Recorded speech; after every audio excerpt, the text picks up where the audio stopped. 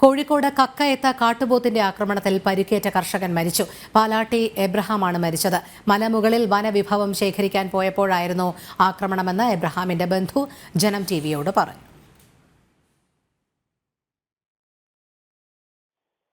കൂടുതൽ വിവരങ്ങളുമായി അനഘ ചേരുന്നു. അനഘ, കാട്ടുപോത്തിന്റെ ആക്രമണത്തിൽ വലിയ രീതിയിൽ പരിക്കേറ്റിരുന്നു. തുടർന്ന് ആശുപത്രിയിൽ എത്തിച്ചെങ്കിലും വഴിമധ്യേ തന്നെ മരണം സംഭവിക്കുകയായിരുന്നുവെന്നാണ് അറിയാൻ സാധിക്കുന്നത്. വിവരങ്ങൾ. കോഴിക്കോട് കക്കയത്ത് കാട്ടുപോത്തിന്റെ ആക്രമണത്തിൽ പരിക്കേറ്റ കർഷകൻ മരിച്ചു. പാലാട്ടി എബ്രഹാമാണ് മരിച്ചത്. മലമുകളിൽ വനവിഭവം ശേഖരിക്കാൻ പോയപ്പോഴായിരുന്നു ആക്രമണമെന്ന് എബ്രഹാമിന്റെ ബന്ധു ജനം ടിവിയോട് പറഞ്ഞു. നേരത്തെ തന്നെ ഈ പ്രദേശത്ത് കാട്ടുപോത്തിന്റെ സാന്നിധ്യം ഉണ്ടായിരുന്നു. അതിൽ പരിസരവാസികൾ ഏറെ ആശങ്കാകുലരുമായിരുന്നു. ഇപ്പോഴായിരുന്നു ദാരുണമായ സംഭവം ഉണ്ടായത്. കാട്ടുപോത്തിന്റെ ആക്രമണത്തിലാണ് കർഷകന് ഇത്തരത്തിൽ ദാരുണാന്ത്യം സംഭവിച്ചത്. അനഘ ചേരുന്നു. അനഘ, എന്താണ് വിവരങ്ങൾ?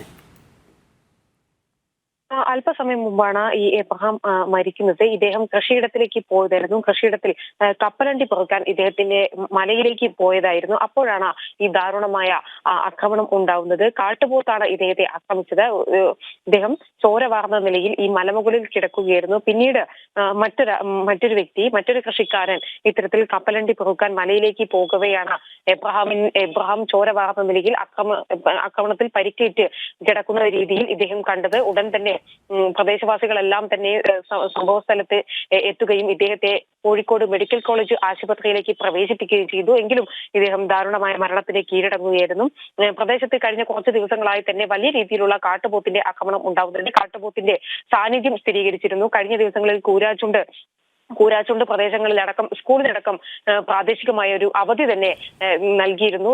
2 കാട്ടുപോത്താണ് കഴിഞ്ഞ ദിവസം ഈ കൂരാച്ചുണ്ട് മേഖലയിൽ ഇറങ്ങിയത്. സമാനമായ രീതിയിലുള്ള ഒരു ആക്രമണമാണ് ഇപ്പോൾ കക്കയം ഭാഗത്തും ഉണ്ടായത്. കഴിഞ്ഞ ദിവസം ഉണ്ടായ ഈ കാട്ടുപോത്തിന്റെ ആക്രമണത്തെ തുടർന്ന് ഈ കാട്ടുപോത്തിനെ ഒന്നുകിൽ വെടിവെച്ചു കൊല്ലുക, അല്ലെങ്കിൽ കാട്ടുപോത്തിനെ മയക്കുവെടി വെച്ച് പിടികൂടുക എന്നുള്ളൊരു ആവശ്യവുമായി നാട്ടുകാർ രംഗത്തെത്തുകയും ചെയ്തിരുന്നു. എങ്കിലും വനപാലക സംഘം ഈ കാട്ടുപോത്തിനെ പിടികൂടാൻ ശ്രമിച്ചെങ്കിലും ഈ കാട്ടുപോത്തിനെ പിടികൂടാൻ സാധിച്ചിരുന്നില്ല. പിന്നീട് ഈ കാട്ടുപോത്ത് ഈ കക്കയം ഡാമിനോട് ചേർന്നുള്ള ഒരു ദ്വീപിൽ നിലയുറപ്പിച്ചു എന്നാണ് നമുക്ക് അവസാനമായി ലഭ്യമായിരുന്ന വിവരം. ഈ കാട്ടുപോത്തുകളിൽ ഒന്നാണോ ഇപ്പോൾ എബ്രഹാമിനെ ആക്രമിച്ചത് എന്നും നമുക്ക് വ്യക്തമല്ല. അതും ഇനി വരുന്ന മണിക്കൂറുകൾക്കുള്ളിൽ നമുക്ക് വ്യക്തമാകേണ്ടതുണ്ട്. അതായത് ഈ കാട്ടുപോത്തുകളിൽ ഒന്ന് തന്നെയാണോ ഇത്തരത്തിൽ എബ്രഹാമിനെ ആക്രമിച്ചത് എന്നും അറിയേണ്ടതുണ്ട്. കഴിഞ്ഞ കുറച്ച് ദിവസങ്ങൾക്ക് മുമ്പ് ഇത്തരത്തിൽ എബ്രഹാം നേരത്തെയും മലമുകളിലേക്ക് പോവുകയും 5 കാട്ടുപോത്തുകളെ ഇത്തരത്തിൽ കാണുകയും ചെയ്തിരുന്നു. സാമ്പത്തികമായി വളരെ ബുദ്ധിമുട്ട് അനുഭവിക്കുന്നതാണ് ഈ എബ്രഹാമിന്റെ കുടുംബം. 4 മക്കളും ഇദ്ദേഹത്തിന്റെ 4 മക്കളും കൂലിപ്പണിക്കാരാണ്. മാത്രമല്ല ഭാര്യയ്ക്ക് അസുഖമായതിനെ തുടർന്ന് ഇവർ മലമുകളിൽ നിന്നും താഴേക്ക് താമസം മാറ്റുകയായിരുന്നു. ഇപ്പോൾ ഇവർ ഒരു വാടക വീട്ടിലാണ് താമസം. എങ്കിലും കഴിഞ്ഞ ദിവസം ഇത്തരത്തിൽ കപ്പലണ്ടി പെറുക്കാൻ പോയപ്പോഴും സമാനമായ രീതിയിൽ 5 കാട്ടുപോത്തുകളെ ഒന്നിച്ചു കണ്ടെങ്കിലും മറ്റു നിവൃത്തികളൊന്നും തന്നെ ജീവിക്കാൻ ഇല്ലാത്തതിനാൽ തന്നെയാണ് ഇദ്ദേഹം വീണ്ടും മലമുകളിലേക്ക് പോവുകയും കപ്പലണ്ടി പെറുക്കുവാൻ വേണ്ടി ഇദ്ദേഹം മലമുകളിലേക്ക് പോവുകയും അങ്ങനെയാണ് അവിടെ വെച്ചാണ് ഇത്തരത്തിൽ കാട്ടുപോത്തിന്റെ ആക്രമണം ഉണ്ടാവുകയും ചെയ്തത്. നമുക്കറിയാം സമീപ ദിവസങ്ങളിലെല്ലാം തന്നെ കേരളത്തിൽ അങ്ങോളം ഇങ്ങോളം വലിയ രീതിയിലുള്ള വന്യജീവി ആക്രമണങ്ങൾക്കാണ് നാം സാക്ഷ്യം വഹിച്ചുകൊണ്ടിരിക്കുന്നത്. കാട്ടുപോത്തായാലും കാട്ടുപോത്ത്, കാട്ടുപന്നി, കാട്ടാന തുടങ്ങിയ വന്യമൃഗങ്ങൾ ഇത്തരത്തിൽ മനുഷ്യരുടെ ജീവനുകൾ നിരന്തരം എടുത്തുകൊണ്ടിരിക്കുകയാണ്. കഴിഞ്ഞ കുറച്ച് നാളുകൾക്ക് മുമ്പ് തന്നെയാണ് നമുക്കറിയാം കക്കയത്തെ ടൂറിസ്റ്റ് കേന്ദ്രത്തിലേക്ക് എത്തിയ ഒരു കുടുംബത്തിലുള്ളവരെ ഇത്തരത്തിൽ കാട്ടുപോത്ത് ആക്രമിക്കുകയും ഇവർക്ക് ഗുരുതരമായി വാരിയലിനടക്കം പരിക്കേൽക്കുകയും ചെയ്തിരുന്നു. വിദഗ്ധ ചികിത്സ ലഭ്യമായതുകൊണ്ട് മാത്രമാണ് ഇവർ പിന്നീട് ഈ മരണത്തിൽ നിന്നും രക്ഷപ്പെട്ടത്.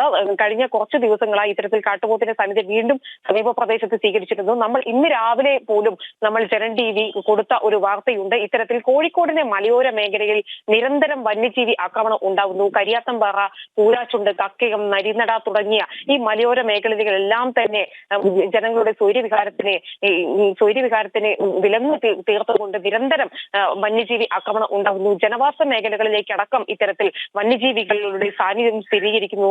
നമുക്കറിയാം ഈ വേനൽക്കാലമാണ്, അതുകൊണ്ട് തന്നെ ദയവായി തുടരുക. ഞാനൊന്ന് ഇടപെടുകയാണ്. ഇപ്പോൾ ആന ഗവേഷകനായ ശ്രീകുമാർ അരീക്കുറ്റി നമ്മോടൊപ്പം ചേരുന്നുണ്ട്.